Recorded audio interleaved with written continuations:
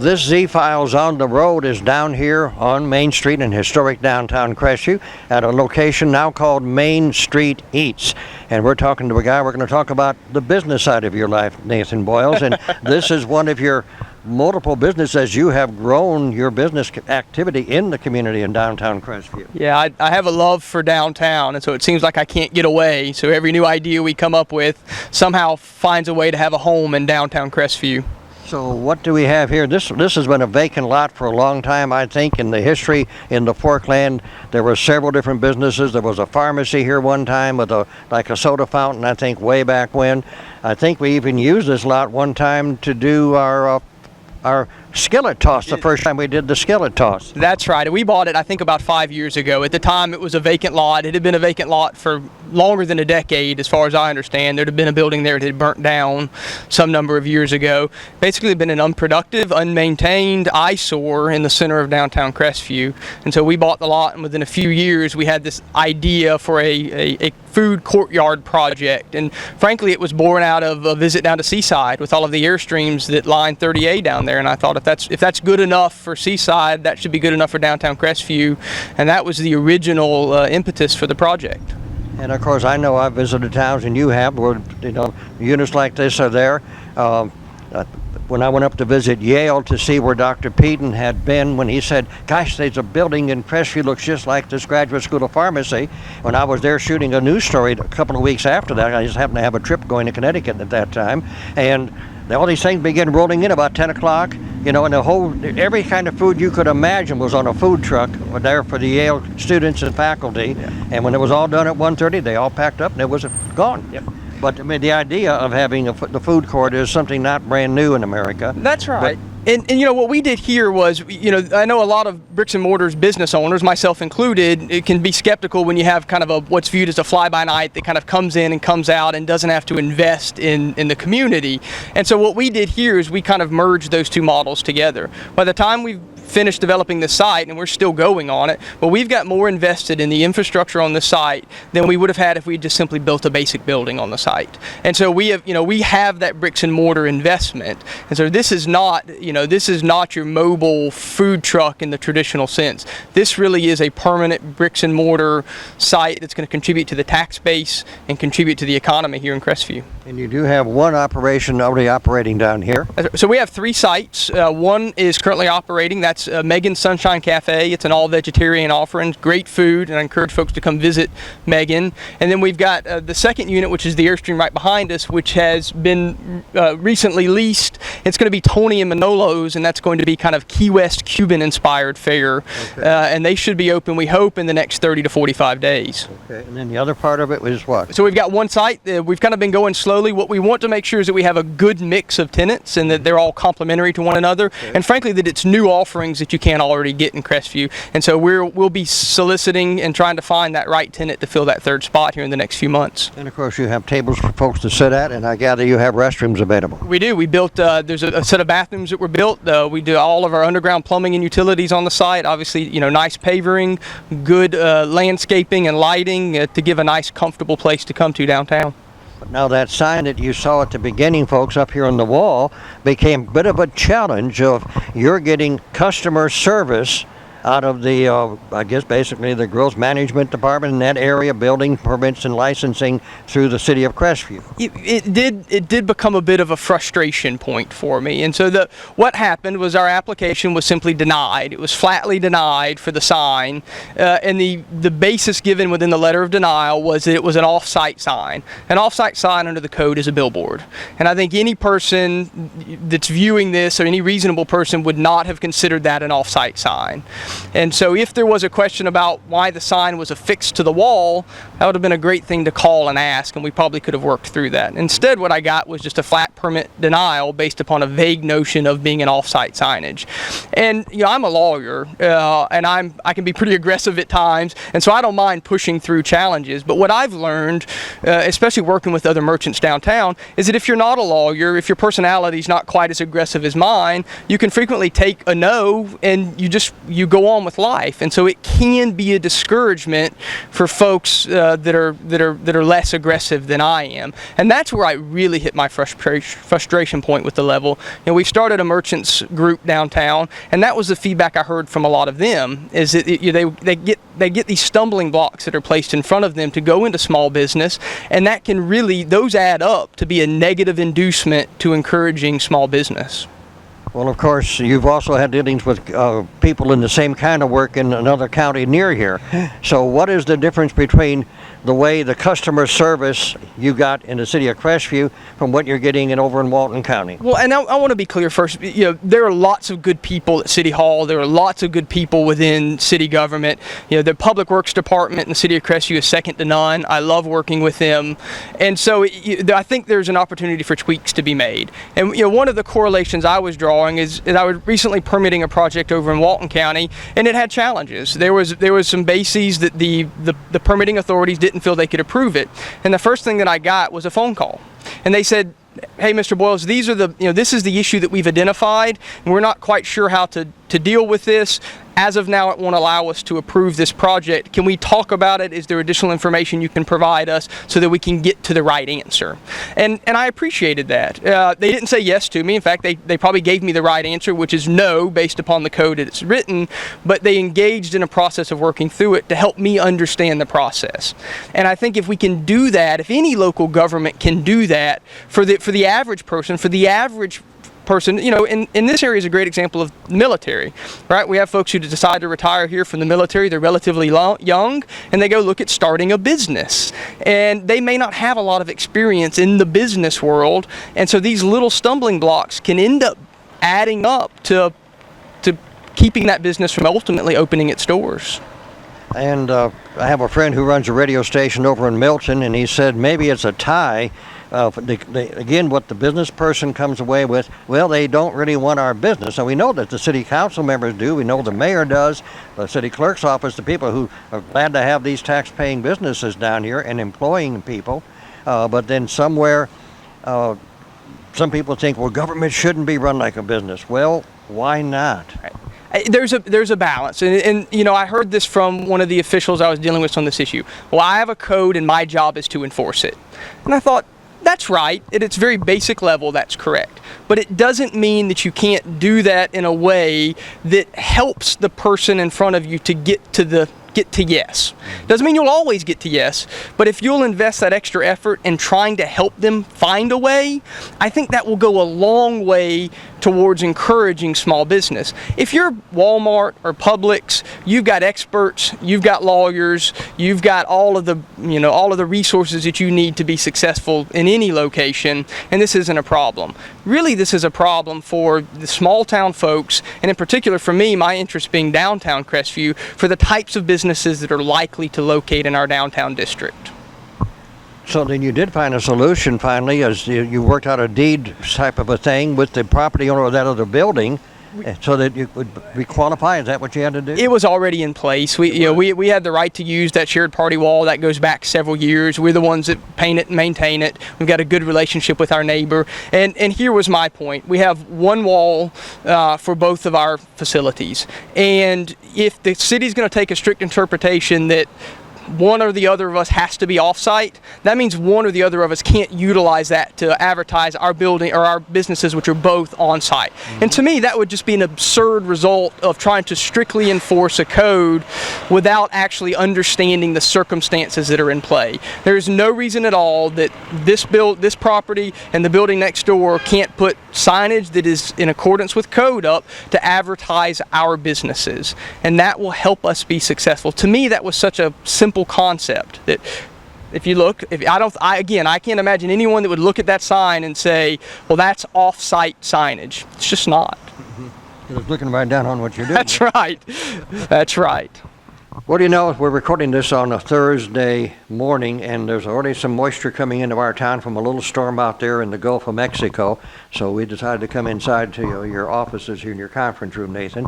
So basically, you probably face what other people have faced in trying to do some business for the improvement for something in downtown, and not being able to really get friendly, good, easy service from whoever the staff people are you have to deal with. Well, and I think there's always going to be challenges between government and business, and there are regulations that have to be met and requirements that have to be checked off. I think that one of the challenges in Crestview is that, quite frankly, we have an antiquated charter. Our city's been around a long time. It's celebrated its 100th anniversary, its 100th birthday. And so we have a charter that quite literally predates the notion of sunshine law in the state of Florida. So when our charter was formed, the assumption was that the city council members would work together on a regular basis to solve problems and to run the city on a day-to-day basis.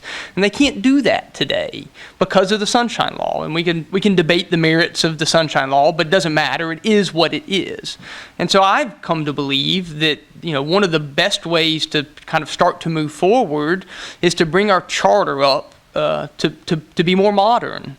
And one of the challenges that our staff has at City Hall is that they can sometimes, I think, suffer from a lack of direction. It's not that we don't have good people that want to do good things, it's that it's difficult to have consistent direction. Think about it. There is only someone in charge at City Hall every other week from about 6 in the evening till whenever the city council meeting concludes. The rest of the time, there is no single figure who is responsible for everything that goes on within city government.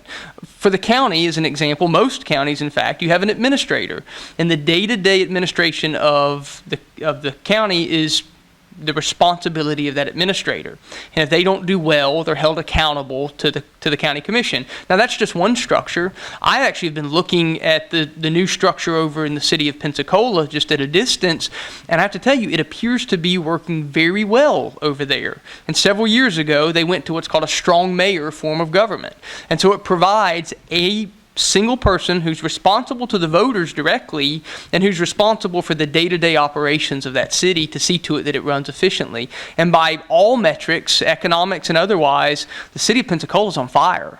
And they're doing very, very well. And I see no reason that we can't get to that place here, but it's going to require some modernization. And they have a fellow over there and his wife that we met, the fellow here a week or two ago, Mr. Studer, who has really pumped a bunch of energy into that downtown area as well. And of course, the mayor's looking after the whole city, including the downtown area. That's right. And look, it's not fair to compare ourselves directly to Pensacola. We're on a different scale, but we have many of the same, basic core advantages that the city of Pensacola has, including location on I-10. We're convenient to a tourism corridor. Quite frankly, our tourism market in Okaloosa County is far stronger than it is in Escambia County. And so many of those tourists pass right through or around the city of Crestview. And so there's an opportunity to tap into that. And we want to be able to do that in a way that both respects where we've come from. We want to preserve our community feel, because we really do have a good community here, but we also want to make sure that we are keeping an eye towards the future. And I think a better way to do that would be through a more modern charter. One of the things I think has to happen, quite frankly, is we've got to be willing to pay our officials. And that's one of the challenges in the city of Crestview. I'm a county commissioner in Okaloosa County. I make $68,000 a year for what is constitutionally defined as a part-time job. Now, most of us treat it as a full-time job, but constitutionally it's considered a part-time job. A city council member in the city of Crestview, I think they make $6,000 a year. And so they're effectively volunteering their time. And that's good and that's appreciated, but there's an argument to make as a business person. If I want my employee to do well, the more I pay them, the higher my expectations are from them. I'm a firm believer in hire good, competent people, pay them well, and then expect them to do a good job. And if they don't, cut them loose and move on. I think the city could adopt a similar model, both with your city council and with your mayor position, all of your elected positions, where they're well compensated, reasonably well compensated, that will encourage good talent to come forward and be competitive in those races, and then expect them to be good leaders. And when they're not, at the next election cycle, you have every justification for moving them out and moving someone else in. Now, I do know that when the gentleman who was elected mayor, and I think maybe he's in his second term now over there, maybe it was wisely, hired somebody who had been an administrator, like a manager type person, and put that person to work doing many of those tasks, and he's out there doing, you might say, the public relations side, the meet and greet and going out of town, recruiting businesses and jobs for Pensacola. That's right. And there are, and that can be controlled by charter, and that's some of the, the details that you can get into once you get to that point of saying we need to have this discussion.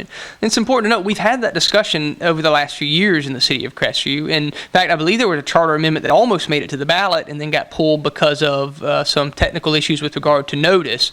Right. And this is a sensitive issue for me because I'm a county commissioner, and I'm certainly not going to tell the city what to do. But I think that as a business owner, as a property owner, as a taxpayer within the city, I do think this is something that we could collectively look at and see if it's time to try and make another effort at getting those issues corrected. It's not that we had a bad charter when it was written, it's that it was written a long time ago, and the laws have changed, the world has changed, and so it's just a different game. Those city council members cannot talk to one another about city business except at a city meeting, and there is no one in charge the rest of the time. Our mayor is in charge of the fire department and the police department, and that's good, but he has no control over any of the administrative functions within the city outside of fire and police. And so it creates a very disconnected management structure. Right. What Mayor Cato has done is some time back he began bringing those department heads, at least they do meet and talk and share and got to know more about what they're all doing. There was a period of time when one department really didn't pay any attention to the other departments except that they saw them at a meeting. Now that they have that part, and that's kind of like a voluntary thing that's been happening. It's nothing the charter allows. But if you look at our charter, and I looked at it on the website yesterday, a whole lot of references, replaced by such and such state law, replaced by such and such state law. Yes. So a charter that was way back when, the state laws have superseded and replaced many of the things that the charter says they can do anyway. That's right. Like a physician. City position. That's right. It was adopted in the early 1900s, and so it's just a different world out there today. And so there are a lot of reasons why it might be time to revisit that. I think if we were to go through that process, there is the potential that you would have greater coordination. And so if you wanted to develop a consistent tone across all departments, it would be easier to do that with an administrator or a strong mayor that carried that tone and was responsible for ensuring that every staff member carried that tone. And again, that's, for me, that would be, how do we help these entrepreneurs, these business owners, our citizens, how do we help them get to yes? Doesn't mean we'll always get there, but that we want to try and help them find a solution rather than taking the approach of, I have a code and my job is to enforce it. Well, we've got a $30+ million a year business, in essence. That's what the city's total revenue and expenditures are. And many people will say, if you got a business that big, you need management. Absolutely. Think about that. Can you imagine a business in the world that is paying $6,000 a year, a $30 million business paying $6,000 a year to the folks at the top, and then expecting them to perform well? It just we say we want government to run like a business. That would not work in the business world. And again, it's not to say that our city council members aren't doing the best they can within the system they have, but I just want to be sure that the best possible talent is coming forward. Being a public official is a difficult thing to do. You suffer endless scrutiny. Every year you have to publicly disclose the intimate details of your financial life to the world at large. And so we have city officials who are compelled to do just that and are compensated $6,000 a year for the privilege. And it is a lot of work. Again, it's hard to expect excellence when we don't pay for excellence. And so I say let's pay for it, and then let's expect it. Let's see if the voters will turn out with more than 10% of the city voters to vote on something. Well, look, you're always going to have citizens who are not going to be engaged in the process. I take that, at least in part, as citizens who say, I have a government in place and I expect them to do their job.